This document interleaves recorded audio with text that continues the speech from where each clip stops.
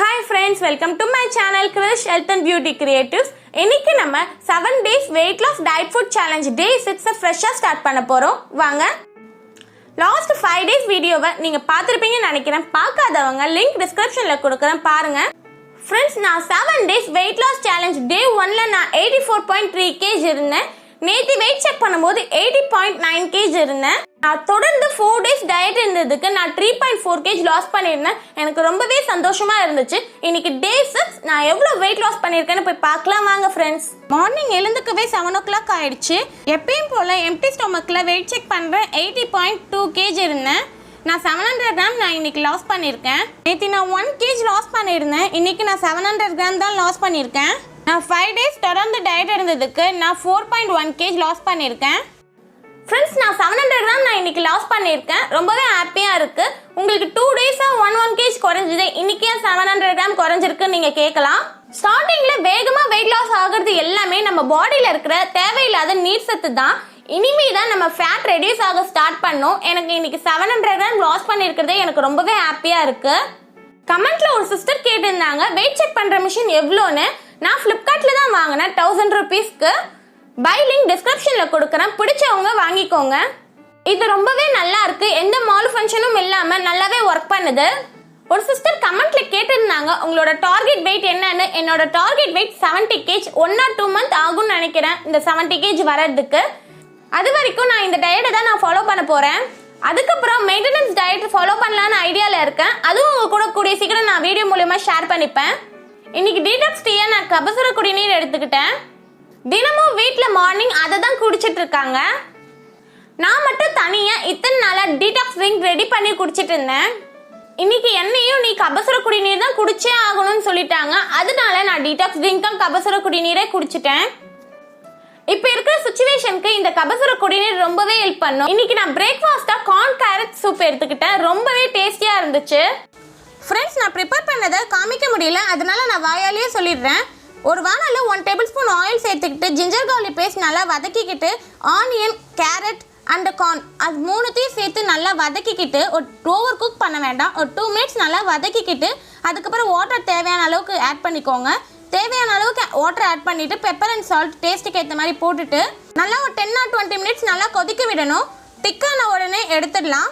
நான் 1 onion 1 carrot and half corn எடுத்துக்கிட்டேன். ஈஸியாக ப்ரிப்பேர் பண்ணிடலாம் ஒரு 15 minutesல. நீங்களும் ட்ரை பண்ணி பாருங்க. கார்ன் ரொம்ப சேர்த்துக்காதீங்க, அதுல கார்போஹைட்ரேட் கொஞ்சமா இருக்கு. அதனால நான் ஆஃப் கார்ன் எடுத்துக்கிட்டேன். நீங்களும் அதே போல ஆஃப் கார்ன் எடுத்துக்கோங்க. ஃப்ரெண்ட்ஸ், எனக்கு 11 மணிக்கு பசிக்கல, அதனால டைரக்டா லஞ்சுக்கு வந்துட்டேன். லஞ்சுக்கு நான் சொரக்காய் பொரியல் எடுத்துக்கிட்டேன். ரொம்பவே டேஸ்டியா இருந்துச்சு. 1 tablespoon கடலை நான் ஆட் பண்ணிக்கிட்டேன். டயட்ல இருக்கும் போது நம்ம ரீஃபைண்ட் ஆயில் யூஸ் பண்ணக்கூடாது. தாளிக்கிறதுக்கு ஜீரகம் அண்ட் கடுகு ஆட் பண்ணி நல்லா வதக்கிட்டு வெங்காயம் பச்சை மிளகா கருவேப்பிலை ஆட் பண்ணிக்கிட்டேன். நல்லா வதக்கிக்கோங்க. சால்ட் 1/2 tablespoon ஆட் பண்ணிக்கிட்டு மஞ்சத்தூள் 1/2 tablespoon ஆட் பண்ணிக்கிறேன். நல்லா வதக்கிக்கிட்டு சொரக்காவை இது போல் கட் பண்ணி வச்சுருக்கேன், அதுவும் ஆட் பண்ணிக்கிறேன்.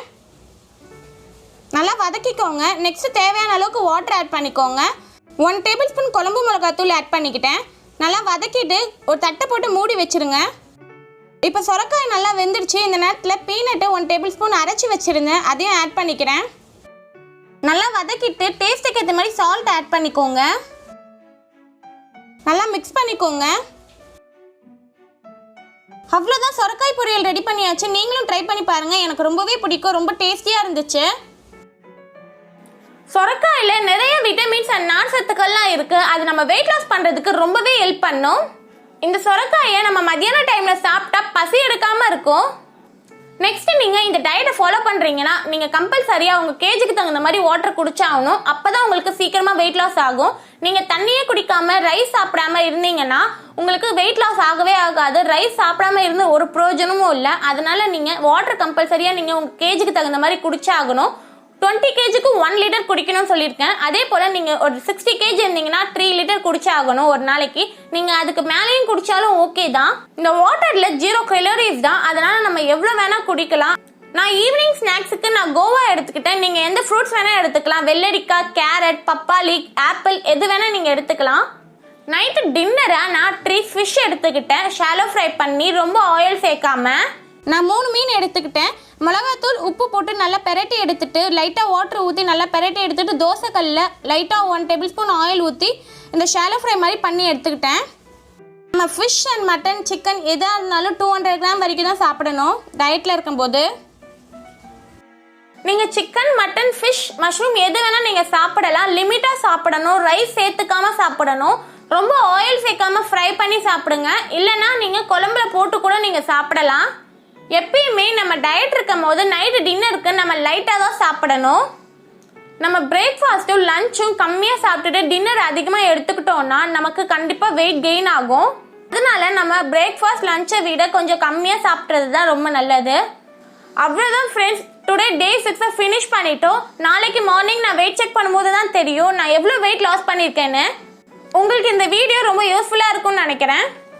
உங்களுக்கு இந்த வீடியோவில் எந்த டவுட் இருந்தாலும் நீங்கள் கமெண்ட் பண்ணுங்கள். நான் உங்களுக்கு கண்டிப்பாக ரிப்ளை பண்ணுறேன். ஃப்ரெண்ட்ஸ், நீங்கள் இப்போ தான் நம்ம வீடியோவை ஃபர்ஸ்ட் டைம் பார்க்குறீங்கன்னா மறக்காமல் சப்ஸ்கிரைப் பண்ணிடுங்க. கூடவே பெல் பட்டனையும் ப்ரெஸ் பண்ணுங்கள். அப்போ தான் நான் அப்டேட் பண்ணுற வீடியோஸ்லாம் உங்களுக்கு நோட்டிஃபிகேஷனாக வரும்.